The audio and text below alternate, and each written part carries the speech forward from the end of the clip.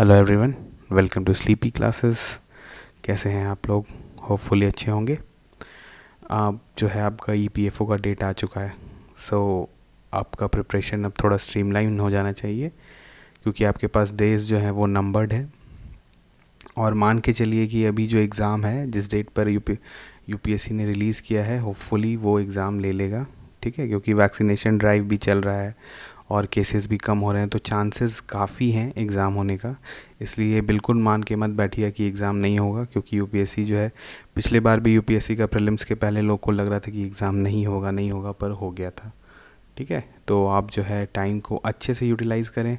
हमारा जो अकाउंटिंग का जो सीरीज़ चल रहा है, जो क्वेश्चंस देख रहा है, उसको आप बहुत अच्छे से फॉलो करिए, क्योंकि मेन आप जानते हैं ईपीएफओ के लिए जो है वो आपका अकाउंटिंग एंड इंडस्ट्रियल लॉ है। उसके अलावा जो हमारा डेली डोज चल रहा है जो इकोनॉमिक्स का, उसको हमने उसी तरह से डिज़ाइन किया है कि अगर आप सिर्फ डेली डोज देख के जाएंगे तो आपका क्वेश्चन इकोनॉमिक्स में बन जाएगा। क्योंकि हमने पहले भी कहा था कि आपका जो सिलेबस है वो इंडियन इकोनॉमी है, ठीक है, वो इकोनॉमिक्स नहीं है। इसीलिए वहाँ पर उसी तरह से जो है वहाँ पर सिलेबस कवर किया जा रहा है। और जो हमारा बाकी सीरीज़ भी है, पॉलिटी का, हिस्ट्री का, ठीक है, उसको भी आप फॉलो करते रहिए और अपने टाइम को इस तरह से यूटिलाइज़ करें कि आप अपना प्रायोरिटाइज़ करिए कि हमको सबसे ज़्यादा जो मेरा वीक पार्ट है उसमें हमको सबसे ज़्यादा टाइम देना है।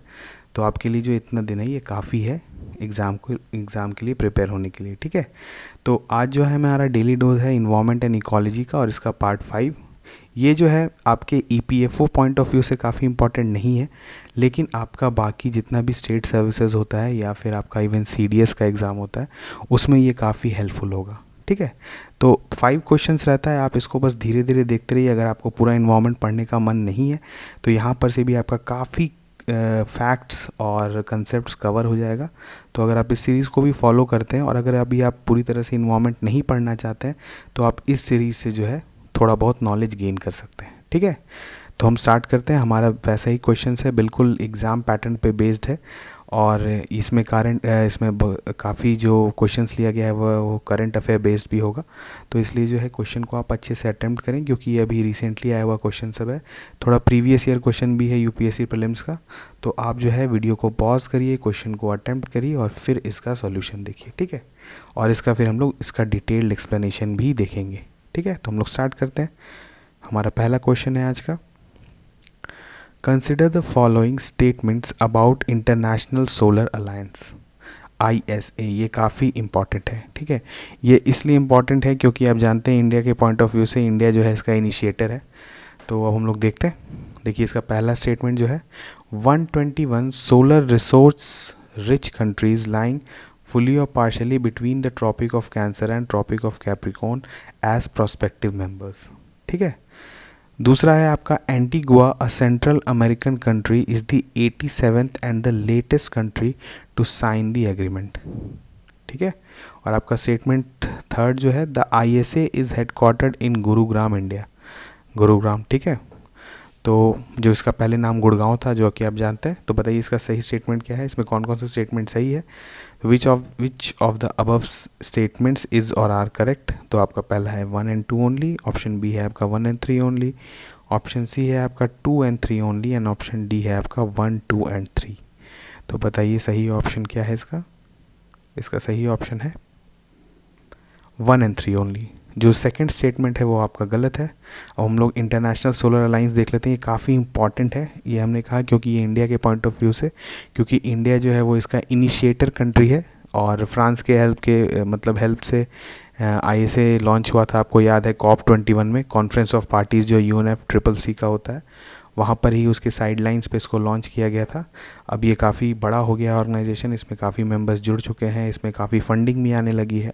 तो इसलिए ये इम्पॉर्टेंट है। अगर आपका कभी भी इन्वायरमेंट से क्वेश्चन आता है तो इंटरनेशनल सोलर अलायंस का बहुत ज़्यादा चांसेस है कि आ सकता है। तो इसको अच्छे से डिटेल में यहीं पर देख लेते हैं। ठीक है, देखिए यहाँ पर क्या है, it is an Indian initiative that was launch by prime minister of India and the president of France. देखिए ये है ना फ्रांस के, क्योंकि फ्रांस भी एक इनिशिएटर कंट्री है इसमें, और ये हुआ था इन 2015 इन पेरिस, जहाँ पर आपका COP21 है। ये काफ़ी इंपॉर्टेंट है COP21। ये भी आप जान लीजिए कि कॉन्फ्रेंस ऑफ पार्टीज़ जो है वो किससे रिलेटेड है, that is related to UNFCCC, that is United Nation framework for framework convention for climate change. ठीक है, तो ये काफ़ी इंपॉर्टेंट है UNFCCC भी।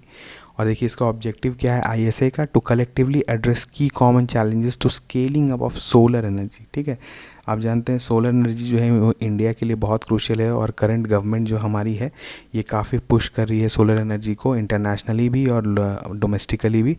तो इसीलिए सोलर अलायंस के बारे में आपको पता होना चाहिए। ठीक है, इसके बारे में आप और डिटेल पढ़ सकते हैं।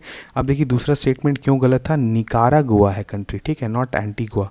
Nicaragua is a Central American country and is the 87th and the latest country to sign the agreement. ठीक है, और ये देखिए यहाँ पर है कि ये गुरुग्राम में इसका हेडक्वार्टर्स है, इसके बारे में भी आप डिटेल में पढ़ सकते हैं। ठीक है, तो ISA आपको जानना ज़रूरी था। यहाँ से जो ये इन्फॉर्मेशन इसका आप स्क्रीनशॉट ले लें, ये मोर देन इनफ है आपका। अभी भी अगर ISA से रिलेटेड क्वेश्चन आता है तो आपका इतना इन्फॉर्मेशन से सॉल्व हो जाएगा। ठीक है, तो हम लोग देखते हैं नेक्स्ट क्वेश्चन। स्वास SWAS, STAR STAR and SAFAL SAFAL often seen in news are. ठीक है, ये तीनों बताइए क्या है, ये न्यूज़ में काफ़ी रहते हैं। ठीक है, तो आपका पहला ऑप्शन है geosynchronous satellites launched by ISRO and NASA together. ठीक है, जियो सिंक्रोनस सैटेलाइट, इसके बारे में आप जानते होंगे, जब हम लोग साइंस एंड टेक में भी देखेंगे कि जियो सिंक्रोनस सैटेलाइट क्या होता है, जियो स्टेशनरी सैटेलाइट्स क्या होता है, इसके बारे में भी हम लोग जब साइंस एंड टेक पढ़ेंगे तो देखेंगे। और हमारा जो डेली डोज है उसमें भी ये कहीं ना कहीं इसको डील कर दिया जाएगा। ठीक है, तो हमारा सेकंड ऑप्शन क्या है, green crackers developed by national environment engineering research institute, that is NEERI. ये भी काफ़ी इंपॉर्टेंट बॉडी है, इसके बारे में भी आपको पता होना चाहिए। तीसरा है आपका consortium of bacteria developed for decomposition by DRDO। ये भी बहुत DRDO जो है बैक्टीरियाज जो है वो कंपोज करते रहता है। आप सुने होंगे स्वच्छ भारत अभियान के समय भी जो बायो टॉयलेट्स का बात हो रहा था, उस समय DRDO का काफ़ी नाम लिया गया था। ठीक है, और आपका ऑप्शन 4 है super computers developed by centre for advance computing CDAC। ठीक है, तो बताइए इसका सही ऑप्शन क्या है। इसका सही ऑप्शन है green crackers developed bye NEERI. ठीक है, ये अब देख लेते हैं ग्रीन क्रैकर्स क्या है। ये देखिए ये ग्रीन क्रैकर्स है, ये इसलिए जो है ये बनाया गया था। आप जानते हैं कि जो क्रैकर्स हम लोग बर्न करते थे उससे काफ़ी पॉल्यूशन होता था, और ख़ास करके पार्टिकुलेट मैटर जो उससे निकलता था PM 2.5 और PM 10 जो है, उसकी वजह से हम लोग का जो है इन्वामेंट में पॉल्यूशन बढ़ता था, उसकी वजह से ब्रीदिंग प्रॉब्लम्स होने लगता था, उसकी वजह से जो और भी जो आप सुनते होंगे कि जो स्मॉग लाइक कंडीशन जो हो जाता है उसमें भी इन्हांसमेंट होता था। तो इसीलिए हमेशा हमें याद मतलब दिवाली के समय गिल्ट होता था कि हम लोग पटाखा क्यों फोड़ें। तो इसीलिए जो है ये स्वास और सफल और स्टार जो है इसको बनाया गया है। ये काफ़ी इनको ग्रीन क्रैकर्स बोलते हैं। इनके बारे में हम देख लेते हैं। देखिए क्या है green crackers. Green crackers don't contain banned chemicals जैसे lithium, arsenic, barium and lead. देखिए ये क्या होता है, हमारा जो नॉर्मल क्रैकर्स होता था जो आप हम लोग बचपन में उसको जलाते थे, तो वहाँ पर आप ये जो आपका था इसमें क्या था कि इसमें लिथियम, आर्सेनिक, बेरियम और लीड जैसे हार्मफुल मेटल्स रहते थे।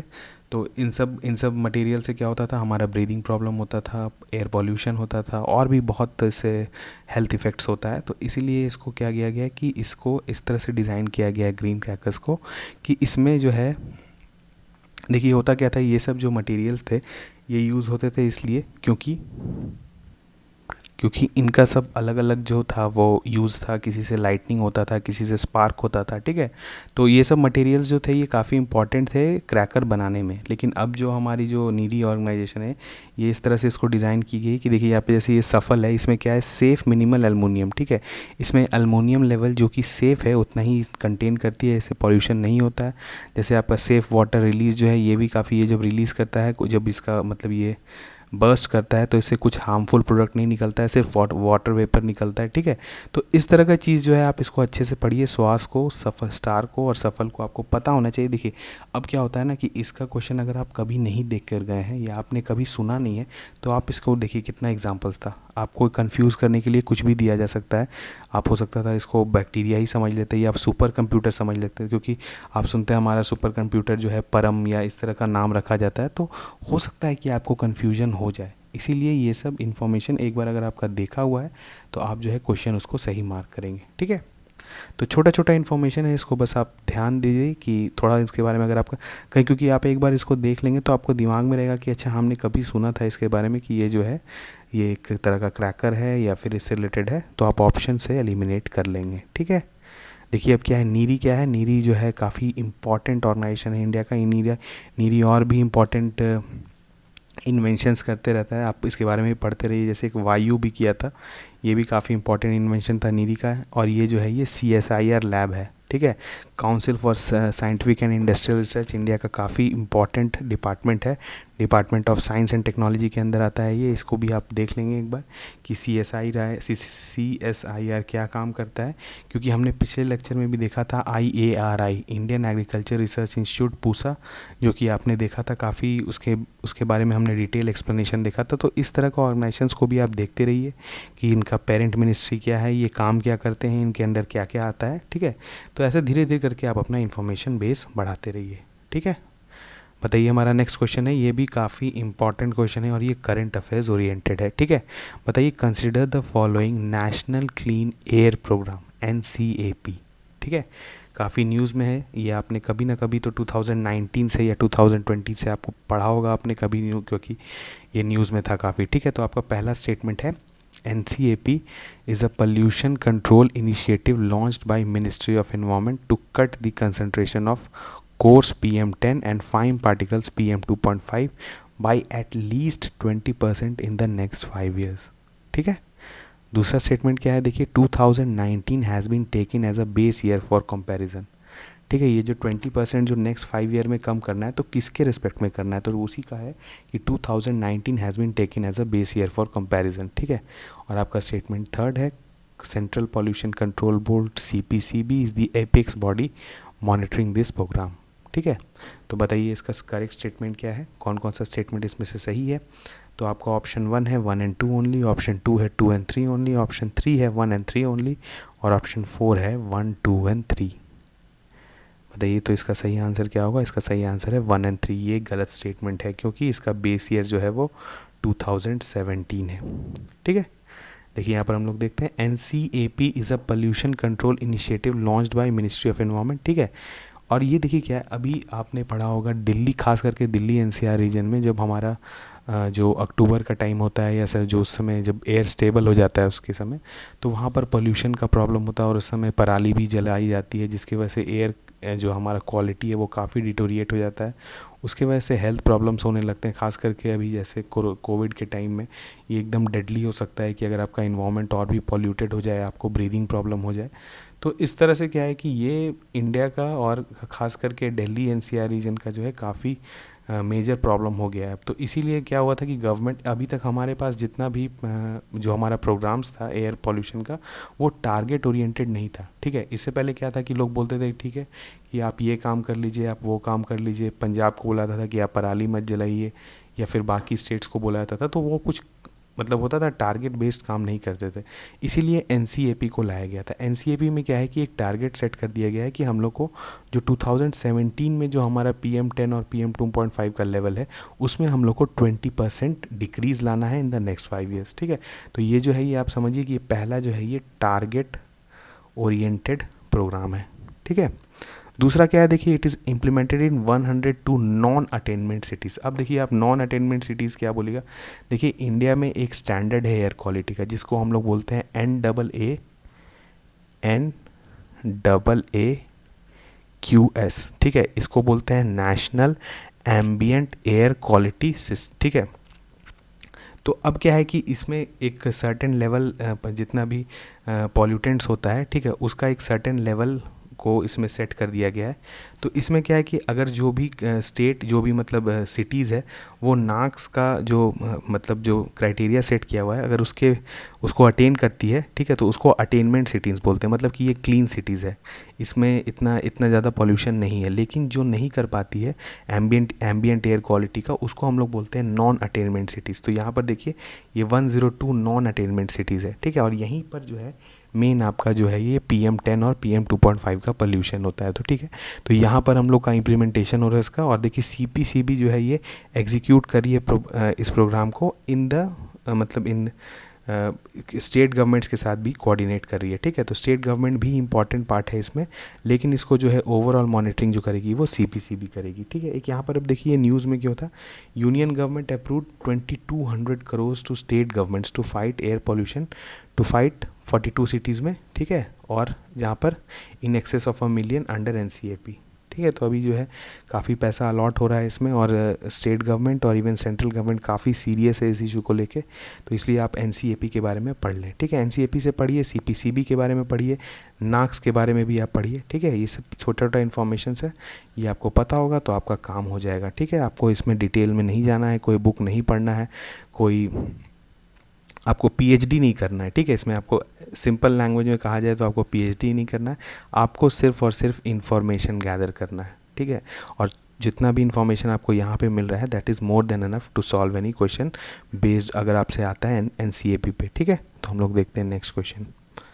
बताइए, ये भी आपका प्रीवियस ईयर क्वेश्चन है, और ये काफ़ी ये एक्चुअली थोड़ा geography plus environment mix question है। तो हम लोग देखते हैं, बताइए क्या है। In India which type of forest among the following occupies the largest area. ये आपका 2010 में आया है, तो बताइए कौन सा है। पहला ऑप्शन है आपका माउंटेन वेट टेम्परेट फॉरेस्ट, ठीक है। ऑप्शन बी है आपका सब tropical dry evergreen forest. Option C है आपका ट्रॉपिकल मॉइस्ट डेसिडुअस फॉरेस्ट, ठीक है। और ऑप्शन डी है आपका ट्रॉपिकल वेट एवरग्रीन फॉरेस्ट। तो बताइए इसमें से सही ऑप्शन कौन सा है। सही ऑप्शन है आपका ट्रॉपिकल मॉइस्ट डेसिडुअस फॉरेस्ट। जिन्होंने भी नेचुरल वेजिटेशन ज्योग्राफी में पढ़ा होगा वो ज़रूर इन सब फॉरेस्ट का नाम एटलीस्ट सुने तो होंगे, ठीक है। आप एक ना एक बार इस फॉरेस्ट का नाम सुने होंगे, और आपको पता होगा, अगर आपने नेचुरल वेजिटेशन पढ़ा होगा तो आपने डेसिडुअस फॉरेस्ट भी काफ़ी डिटेल में पढ़ा होगा, क्योंकि ये बहुत इंपॉर्टेंट फॉरेस्ट है, और ये almost 30% of total forest area में ये पाया जाता है इंडिया के, ठीक है। तो अब इसके बारे में थोड़ा डिटेल देख लेते हैं, ठीक है। देखिए एक्सप्लेनेशन में कि India tropical moist deciduous forest occupies the largest area. It includes Deccan plateau, बहुत बड़ा एरिया है Deccan plateau, the north eastern region of Deccan plateau and lower slopes of Himalayas. यहाँ देखिए ये लोअर स्लोप ऑफ हिमालयाज में ही पाया जाता है, ठीक है। और ये कहाँ कहाँ है, आंध्रा में है, तमिलनाडु में है, उड़ीसा में है, बिहार में है, छत्तीसगढ़ में है, झारखंड में, कर्नाटका एंड केरला। तो दिख रहे हैं ऑलमोस्ट जो है मैक्सिमम स्टेट्स को कवर कर रहा है ये। और देखिए in India tropical moist deciduous forest covers जो है ये 38% of the total forest area. हमने टोटल फॉरेस्ट एरिया जो है वो थोड़े दिन पहले हमारा जो डेली डूज आया था उसमें हमने देखा था। तो बताइए कमेंट सेक्शन में कि इंडिया का टोटल फॉरेस्ट एरिया कितना % है उसके टोटल ज्योग्राफिक एरिया का, क्योंकि हमने जो है रिपोर्ट देखा था इम्पॉर्टेंट, आपको याद है वो बाइनियल रिपोर्ट, उसका क्या नाम था जिसमें हम लोग ने पढ़ा था, जो इंडिया का जो फॉरेस्ट डिपार्टमेंट निकालता था, ISFR रिपोर्ट, बहुत इंपॉर्टेंट रिपोर्ट है ये।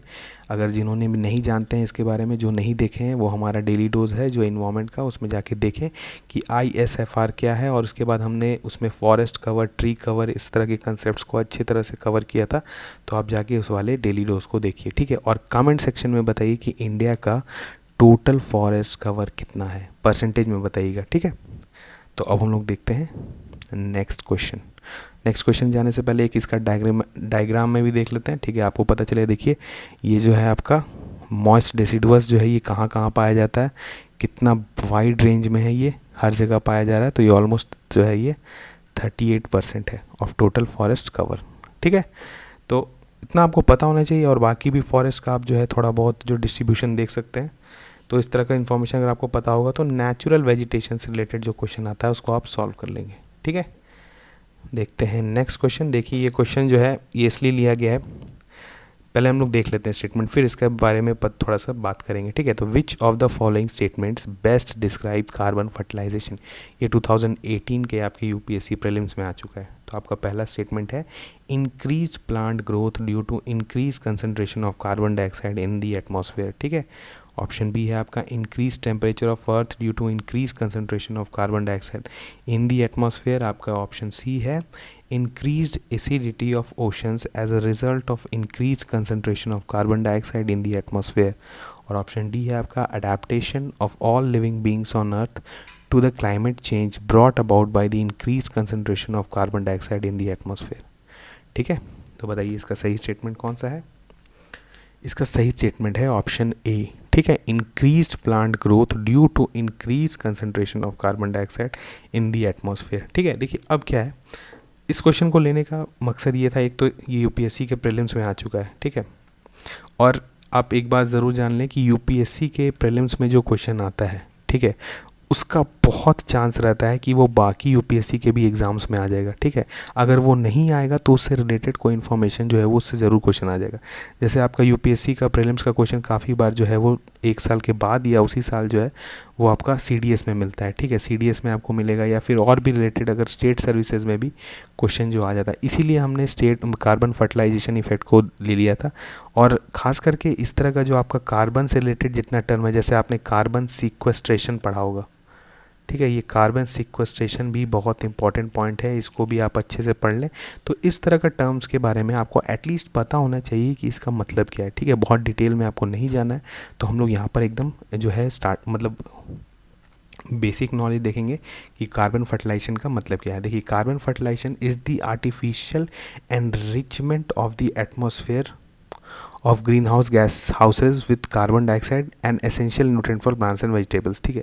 मतलब इसका मतलब हुआ कि देखिए, हम लोग एंथ्रोपोजेनिक फैक्टर्स की वजह से, जैसे ह्यूमन क्रिएटेड फैक्टर्स, हम लोग फैक्ट्रीज चला रहे हैं, गाड़ी चला रहे हैं, तो उससे CO2 रिलीज़ हो रहा है, और CO2 रिलीज़ होने से क्या हो रहा है कि वो इन्वायरमेंट में ग्रीन हाउस गैस मतलब इंक्रीज़ हो रहा है।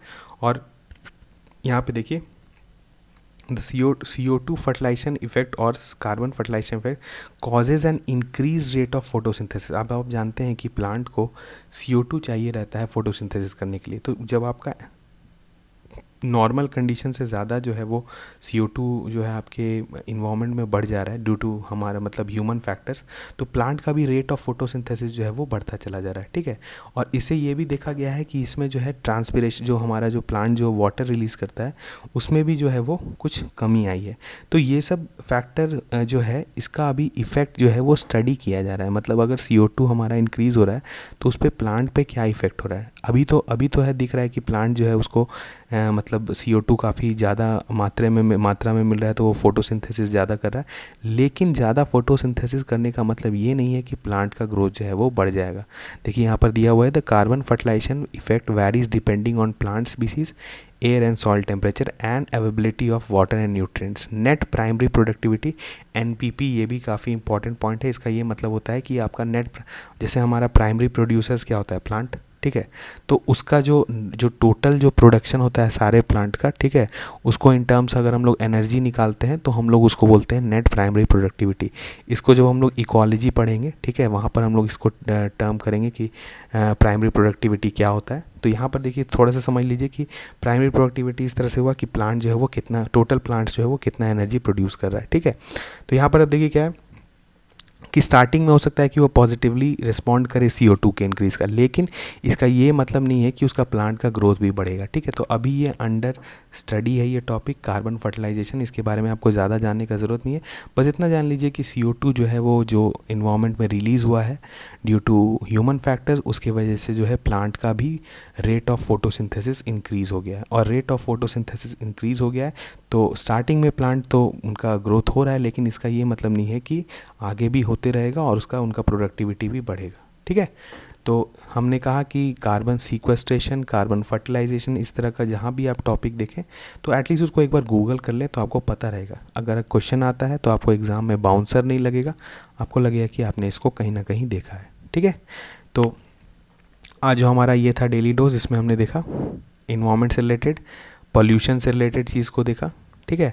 तो इसी तरह से जो है 5 क्वेश्चंस को आप आराम से देखते रहिए, ठीक है। बहुत एक बार में मग अप करने का ज़रूरत नहीं है इन्वायरमेंट। अगर अभी आपका करेंटली कोई एग्ज़ाम में नहीं आ रहा है, जैसे अगर EPFO में नहीं आ रहा है, तो अभी आप इस पर बहुत एम्फेसिस नहीं करें, आप इसको आराम से पढ़ें, क्योंकि 5 क्वेश्चंस आता है हर वीक में। तो अगर आप 5 क्वेश्चंस भी एक वीक में देख रहे हैं और जब नेक्स्ट देखने आते हैं तो उससे पहले थोड़ा रिवाइज़ करके आ जाइए, तो आपका जो है वो सही रहेगा, ठीक है। तो आप जो है EPFO का प्रिपरेशन सीरियसली स्टार्ट कर दें। हमारा क्वांट का सेक्शन चल रहा है, इकोनॉमी का सेक्शन चल रहा है, गैप का चल रहा है, तो इन सब को जो है आप फॉलो करिए रिलीजियसली। और क्योंकि आप जान रहे हैं इंडिया में कंपटीशन किसी भी एग्ज़ाम में अब कम नहीं रह गया है, इतना इन्फॉर्मेशन का एक्सेस हो गया है सबको, सबके पास रिसोर्सेज हैं, तो आपको एफ़र्ट तो पुट इन करना ही पड़ेगा, ठीक है। और आप एफ़र्ट जो है, अभी आपके पास समय अच्छा है, जो भी ढंग से सही डायरेक्शन में एफ़र्ट कर लेंगे उनका चांसेस जो है काफ़ी मैक्सिमाइज़ हो जाएगा, ठीक है। तो आप लोग अच्छे से तैयारी करिए और हम लोग मिलते हैं फिर नेक्स्ट डेली डोज में, ठीक है। तब तक थैंक यू।